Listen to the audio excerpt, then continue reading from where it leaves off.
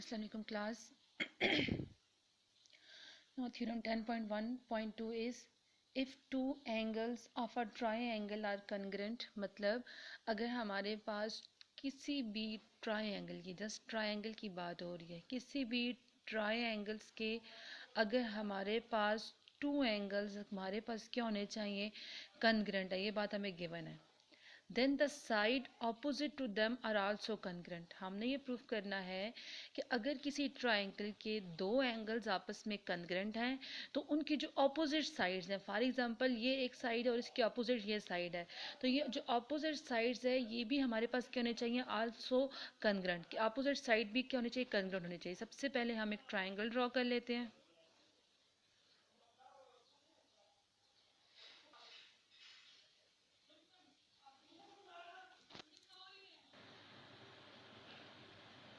ठीक है, अब हमारे पास कहते हैं कि अगर किसी ट्राइंगल की दो एंगल्स आपस में कॉन्ग्रुएंट है तो उनकी अपोजिट साइड्स भी आपस में क्या होंगी, कॉन्ग्रुएंट होंगी। ठीक है, इसके लिए हमने एक ट्राइंगल ड्रॉ कर लिया, एक triangle A B C draw कर लिया, और हमने गिवन में लिखेंगे कि हमने ड्रॉ किया इन ट्राइंगल ए बी सी, कि हमने ट्राइंगल ड्रॉ किया। उसके बाद हमारे पास गिवन है कि किसी ट्राइंगल के जो टू एंगल्स हैं वो आपस में कॉन्ग्रुएंट हैं। फॉर एग्जांपल हम कहते हैं कि एंगल के जो टू एंगल्स हैं, एक ये एंगल है और एक ये एंगल जो है वो आपस में क्या है, कॉन्ग्रुएंट है। इट्स मीन हमने कहा कि ट्राइंगल के जो दो एंगल्स हैं वो आपस में कॉन्ग्रुएंट है। जो बात हमें गिवन थी, तो हम यहाँ पे लिखेंगे कि जो एंगल बी है वो कॉन्ग्रुएंट है किसके, एंगल सी के। ये बात हमें गिवन थी। Just in a triangle A B C angle B congruent है एंगल सी के। उसके बाद हमने ये प्रूव करना है then the side opposite to them are also congruent, कि इनकी जो ऑपोजिट साइड्स हैं वो भी आपस में क्या हैं, कॉन्ग्रुएंट है। तो हम बात करते हैं कि अगर हमने ये दो एंगल्स लिए हैं, एंगल बी और एंगल सी लिए हैं, तो इनकी जो साइड्स बन रही हैं, जिन साइड्स पे ए बी और ए साइड पे बन रहे हैं, तो हम कहते हैं कि जो ए बी साइड है वो ए सी साइड के क्या है, कॉन्ग्रुएंट है। तो ये बात हम यहाँ पे अपने प्रूव कर देंगे कि हमारे पास जो ए बी है, ऑपोजिट साइड ए बी वो ए सी के क्या है, कॉन्ग्रुएंट है।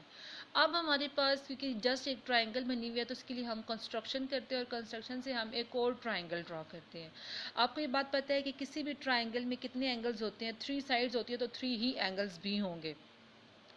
तो हम इस तरह और आपको ये भी बात पता है कि एंगल बाइसेक्टर क्या होता है। फॉर एग्जांपल मेरे पास अगर ये एक एंगल है और एंगल बाइसेक्टर क्या होगा, जो इस एक एंगल को दो इक्वल एंगल्स में क्या कर देगा, डिवाइड कर देगा।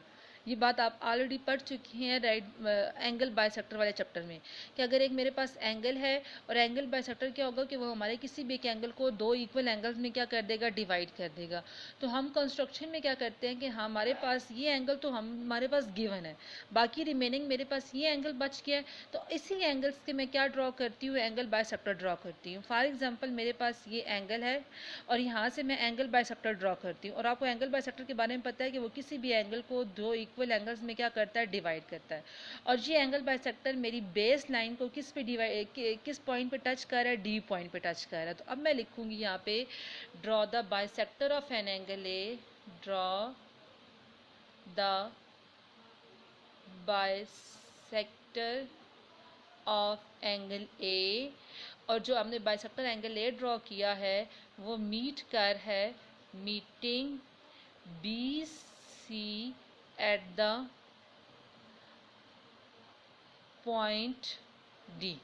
ठीक है, draw the bisector of an angle A draw किया, और जो मीटिंग बी सी, और जो हमारे पास bisector of an angle A है वो बी सी को किस पॉइंट पे टच कर रहा है, डी पॉइंट पे टच कर रहा है। तो हमने अब क्योंकि जब बाइसेक्टर ऑफ एन एंगल की डेफिनेशन थी कि वो किसी भी एंगल को दो इक्वल पार्ट्स में डिवाइड करता है, तो इट्स मीन यहाँ पे जो बनने वाला एंगल होगा वो इस बनने वाले एंगल को क्या करेगा, आपस में डिवाइड कर देगा, और जो यहाँ पे एंगल बन रहा होगा, जो यहाँ पे एंगल बन रहा होगा, वो हमारे पास आपस में क्या होगा, इक्वल होगा।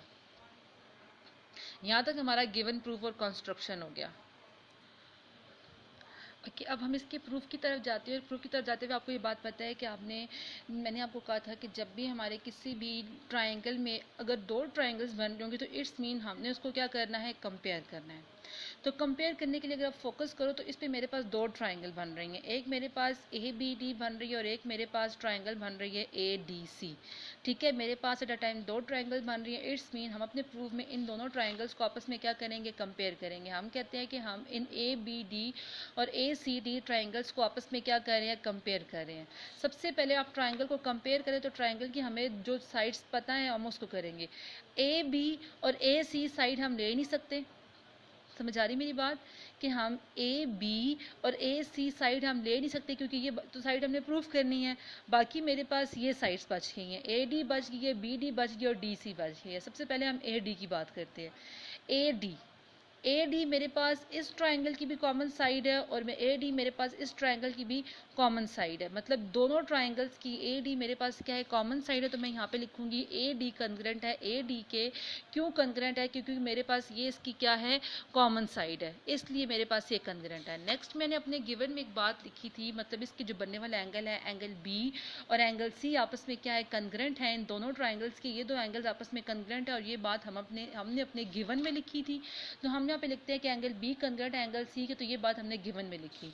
उसके बाद हम थर्ड एंगल को डिस्क्राइब करते हैं। थर्ड एंगल मेरे पास किया और थर्ड एंगल पे हमने bisector of an angle draw किया था और bisector of an angle draw करते हुए हमने कहा था जो हमारे किसी भी एंगल को दो इक्वल पार्ट्स में डिवाइड करता है। इट्स मीन इस ट्राइंगल के लिहाज से जो ए पॉइंट पे एंगल बन रहा है और इस ट्राइंगल के लिहाज से जो ए पॉइंट पे एंगल बन रहा है, ये दोनों के दोनों एंगल्स आपस में कंग्रेंट होंगे। तो मैं यहाँ पे लिख सकती हूँ कि बी ए डी जो है और सी ए डी है, ये दोनों एंगल आपस में क्या है, कंग्रेंट है, क्योंकि जो ए में बनने वाला एंगल है इन दोनों ट्राइंगल के लिहाज से वो आपस में क्या है, कॉन्ग्रेंट है। तो मैंने यहाँ पे लिखा B A D and C A D आपस में कॉन्ग्रेंट है और ये बात हमने अपने कंस्ट्रक्शन में लिखी है।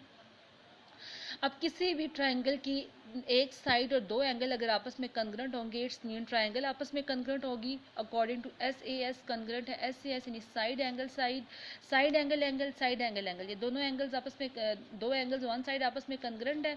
इट्स मीन जो इसके अकॉर्डिंग जो थर्ड बनने वाली साइड है जो हमने प्रूव करनी है, ए बी और ए सी जो हमने प्रूव करनी है, वो भी मेरे पास क्या है, कंग्रेंट है। क्यों कंग्रेंट है, क्योंकि corresponding sides of congruent triangles, क्योंकि अगर ट्राइंगल आपस में कंग्रेंट है तो इट्स मीन जो उसकी थर्ड साइड ए बी और ए सी है वो भी आपस में क्या होगा, कंग्रेंट होगा। अब आपने इस थ्योरम को दो दफ़ा अपनी कॉपी पे लिखना है, इसमें जो भी इशू हो आपने मुझसे डिस्कस कर लेना है।